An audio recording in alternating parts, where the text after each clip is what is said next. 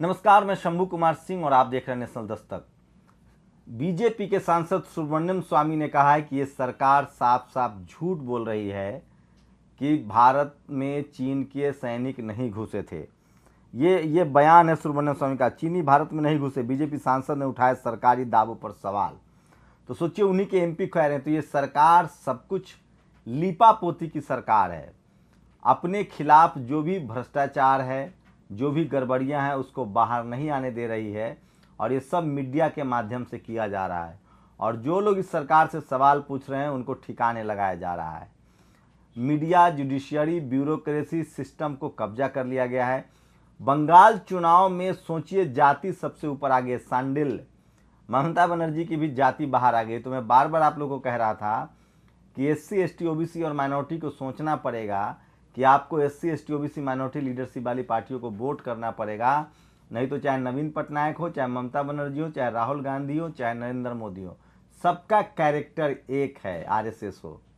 इसलिए इस देश में जाति सबसे बड़ी बात होती है और जाति कभी जाति नहीं है। पूरे बंगाल में एक भी एससी, एसटी, इससे अच्छा तो बीजेपी रहे या कांग्रेस रहे। बीजेपी थोड़ा तेजी से बर्बाद कर रही है, बाकी लोग साजिश करके बर्बाद कर रहे थे। तो ये है, और ये बहुजन समाज को समझना पड़ेगा कि वो लोग कब तक दूसरे के हाथ में खेलते रहेंगे। और आज बहुजनों के लिए क्या सबसे बड़ा मुद्दा है वो मैं आपके लिए लेकर आया हूँ। मैं बार बार कहता हूँ कि सोशल मीडिया ही बहुजन मीडिया है, सोशल मीडिया ही सच्चा मीडिया है। तो मैं चाहता हूँ कि वो सारी खबरें आपको बताऊँ। आज ही के दिन 31 मार्च को 1990 में बाबा साहब अम्बेडकर को भारत रत्न मिला था। तो आज बहुजनों के लिए बड़ा दिन है और सबसे शर्मनाक दिन भी है। आगरा में दरिंदे ने हस्बैंड के सामने ही महिला के साथ गैंगरेप किया और उसका वीडियो भी बनाया। मुंह खोलने पर जान से मारने की धमकी दी। ये है यूपी का लैंड ऑर्डर। तो प्रधानमंत्री मोदी, योगी आदित्यनाथ, अमित शाह बंगाल में प्रचार कर रहे हैं। यूपी में क्या चल रहा है आप समझ लीजिए, लेकिन मीडिया इस पर खबर नहीं बताएगी, एजेंडा नहीं चलाएगी। अगर यही अखिलेश, मायावती, मुलायम होते तो इस्तीफा ले लिया जाता। और शब्द ही नहीं है, क्या कहूँ। शराबबंदी वाले बिहार में जहरीली शराब पीने से एक दिन में ही 8 लोगों की मौत हो गई। ये बिहार में शराबबंदी और बीजेपी नीतीश कुमार की सरकार है। यूपी के कानपुर से कल पति के साथ मायके जा रही पत्नी के साथ। तो ये सोशल मीडिया पर सबसे बड़ी खबर है। चंद्रशेखर यादव ने एक वीडियो शेयर किया है, इसको सुन लीजिए। बोला होता है। हाँ भैया, हमारे भैया को लई गए पकड़ के 2 रात 24-25 तारीख में 2 रात टांडा में राखे रहन कोतवाली में। बेटा खमरे मारन पीटन। ओकरे बाद में 30,000 रुपया मांगे पंच से भी कर्जा रिया मांग कर लई गए छोड़ाएन। फिर जमानत करावे में 2,500 फिर रुपया मांगे। कुल 32,500 रुपया थाने साहेब दिए। और हमारा लड़का आए, हमारा बेटा पुलिस लोग मार के हमारे लड़का को, हमारा लड़का ख़त्म हो गया। योनी दिने वहाँ से थाने में से आए, वही शाम को हमारा लड़का खत्म हो गया। भैया हमें न्याय मिले चाहिए। का चमार के नाते अन्याय ना हो चाहिए। पुलिस लोग दबाव डालत हैं, का न्याय ना मिले चाहिए चमार के नाते। चमीर गरीब है, कोई नहीं, कहीं सहारा न खेती न बारी, 2 बच्चे हैं, कौन सहारा, कौन आधार पे लड़कन को बिताई। हमारे लोग बूढ़ी बूढ़ा, हमारे लोग के देखे के बितावे हमारे लोग। भैया कितना दिन से गांव पुलिस अत्याचार कर रही है? 1 महीना से पुलिस छापा पड़ा रहे भैया। और रात भर दिन भर कोई ना रहे, डर के मारा भाग जाए। पुलिस लोग हमें केवाड़ा खोल के ले जाए। 5 जने के ना ले गए, 3 जने। तो का चाहत हो? हम न्याय चाहिए भैया, कि न्याय हो हमारे साथ। अन्याय भाई हम न्याय चाहिए। अम्बेडकर नगर में एक दलित युवक की पुलिस ने बेरहमी से पीटकर हत्या कर दी। इससे पहले जियाउद्दीन की ही पुलिस ने पिटाई की थी। तो सरेआम लोगों की हत्या हो रही है। और 2 दिनों से एक योगी आदित्यनाथ के मंच पर एक खूंखार आरोपी, बैंक लूट के आरोपी को लेकर लगातार कैंपेन चल रहा है और इसको लेकर कोई बात करने के लिए भी तैयार नहीं है। तो ये है, सोशल मीडिया पर जो है वो सारे सवाल पूछे जा रहे हैं और ये सारी बड़ी खबरें हैं जो मैं आपको लेके आया था। और सोचिए कि कोरोना को लेकर साफ हो गया है कि जो WHO की रिपोर्ट है उसको लेकर 10 से 12 देशों ने संशय जताया है। तो कोरोना को लेकर लगातार राजनीति और लोगों को लगता है कि कोरोना के बहाने कम से कम भारत में तमाम विपक्ष के आवाज़ को दबाया जा रहा है और इसलिए कोरोना को लेकर लोग लगातार तंज कर रहे हैं। किसान आंदोलन है, कोरोना का असर नहीं है। पश्चिम बंगाल में चुनाव हो, बिहार में चुनाव हो, जहाँ जहाँ चुनाव होता है वहाँ कोरोना पर बात नहीं होती है, रेस्ट ऑफ इंडिया में कोरोना पर बात होती है। इसलिए लोगों को लगता है कि कोरोना कहीं सरकारी विरोध का दबाने का एजेंडा तो नहीं है। तो इस तरह से लोग लगातार उस पर बात कर रहे हैं। और दिलीप मंडल ने जिस तरह से लिखा है, वो लगातार कह रहे हैं कि इस देश में कास्टिज्म को लेकर आपको सिंसियर रहना पड़ेगा, अवेयर रहना पड़ेगा, नहीं तो बहुत देर हो चुकी होगी। और सोशल मीडिया, भारत को अडानी अंबानी का गुलाम बनाने की कोशिश बंद करो, तीनों कृषि कानून वापस लो, काले कानून वापस लो। तो ये लगातार कैंपेन चल रहा है और मैं आपको बता रहा हूँ, सोशल मीडिया पर बता रहा हूँ, सोशल मीडिया पर वो तमाम सवाल किए जा रहे हैं। ये देखिए, गृह मंत्री अमित शाह बंगाल चुनाव रोड शो के माध्यम से देश को खुलेआम संकेत दे रहे हैं कि कोरोना से डरो मत। कोरोना के डर से आम जनता लोकतांत्रिक अधिकार छीनने के लिए, देश की संपत्ति लूटने के लिए पैदा किया जा रहा है।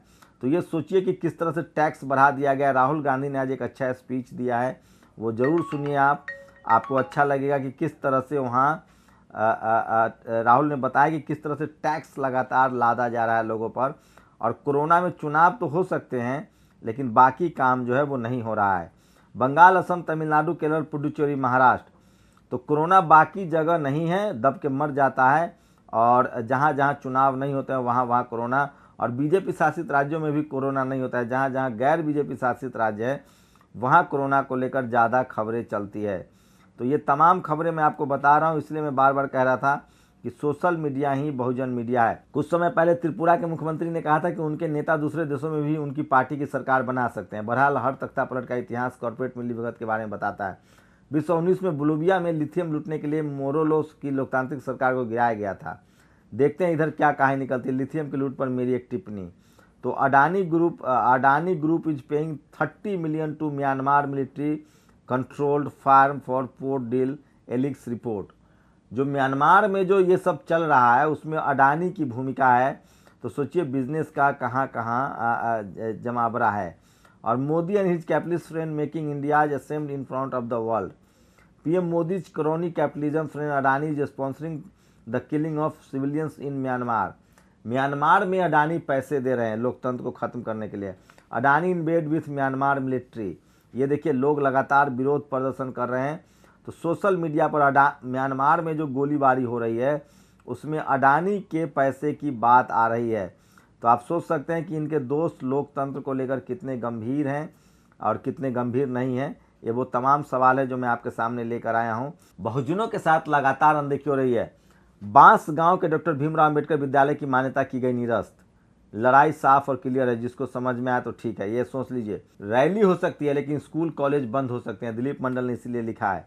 ग्रीस मालवीय ने लिखा है, ये तस्वीर याद है ना आपको, यह कनाडा की तस्वीर है। अभी तक यह कहा जा रहा था कि जिस कोविशील्ड वैक्सीन पर यूरोप में खून का थक्का जमने के कारण रोक लगाई गई है, वो वैक्सीन भारत के सीरम इंस्टीट्यूट द्वारा नहीं बनाई गई है। लेकिन आज कनाडा में कनाडाई स्वास्थ्य अधिकारियों ने एस्ट्राजेनेक वैक्सीन से खून के थक्के बनने की शिकायत को लेकर 55 वर्ष से कम उम्र के लोगों के लिए इस वैक्सीन पर रोक लगा दी है। ये वही वैक्सीन है जो कोविशील्ड के तहत सीरम इंस्टीट्यूट द्वारा बनाई गई थी। आपको याद होगा कि कनाडा में प्रधानमंत्री जस्टिन ट्रूडो ने प्रधानमंत्री नरेंद्र मोदी से 9 फरवरी को टेलीफोन पर बातचीत कर टीका मांगा था। तो ये भारतीय टीका का हाल है। एक अच्छी खबर भी है इन्हीं सबके बीच। हमारे दौर के सबसे महत्वपूर्ण लेखक डॉक्टर एस शरण कुमार लिम्बाले को उनकी कृति सनातन के लिए साल का सरस्वती सम्मान दिया जाएगा। इस रचना की पृष्ठभूमि भीमा कोरेगांव और उससे पहले दलित उत्पीड़न है। के बिरला फाउंडेशन द्वारा दिए जाने वाले सम्मान में 15 लाख रुपए और मानपत्र होगा। डॉक्टर लिम्बाले अपनी अमर कीर्ति अक्कार मासी के लिए हिंदी क्षेत्र में पहले से ही विख्यात है। दलित पैंथर से लेकर दलितों के ऐतिहासिक उत्पीड़न और उनके संघर्षों पर उन्होंने लगातार कलम चलाई है। उनकी रचनाएं विश्व की हर प्रमुख भाषा में अनुदित हो चुकी है और इन्हें विदेश में भी पढ़ाया जाता है। उनकी रचनाओं पर कोई PhD हो चुकी है। उनकी किताब अमेजन समेत सभी ऑनलाइन स्टोर पर उपलब्ध है। पेपरबैक की कीमत 247 रुपये है। तो इसी किताब के लिए उनको पुरस्कार मिला है और ये बहुजनों के लिए एक बड़ी खबर है जो मैं आपको बता रहा था। और इसलिए मैं कह रहा हूँ कि सोशल मीडिया ही बहुजन मीडिया है।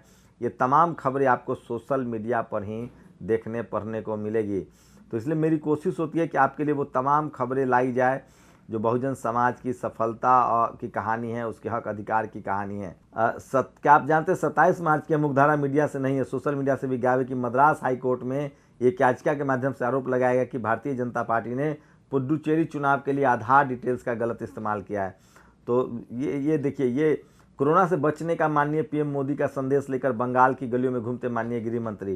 सोचिए, गृह मंत्री लगातार कोरोना के मास्क तक नहीं पहन रहे हैं और आम आदमी से 5,000 2,000 रुपया चालान लिया जा रहा है। बंगाल में ईवीएम धांधली का खेल बेपर्दा, हजारों लोग बीजेपी के खिलाफ सड़कों पर उतरे। तो बंगाल में ईवीएम को लेकर जो है वो लगातार विरोध प्रदर्शन जो है वो बढ़ता जा रहा है। और बंगाल चुनाव में साफ है, असम बंगाल चुनाव में क्या होगा मैं वोटिंग के एक दिन बाद ही बता दूंगा, क्योंकि वहाँ खेला सही में हो रहा है। मैं फिर कह रहा हूँ, जब तक ईवीएम नहीं जाएगा, जब तक मोदी को हराना है तो मीडिया को हराना होगा। इस देश में ट्रांसपेरेंट चुनाव कराना है तो आपको ईवीएम से सवाल पूछना होगा। ये एक बड़ा सवाल है जो मैं आपके सामने छोड़ के जा रहा हूँ। आप लोग की क्या प्रतिक्रिया है, अपनी प्रतिक्रिया जरूर दीजिए। और लगातार मैं कह रहा हूँ कि सोशल मीडिया ही बहुजन मीडिया है।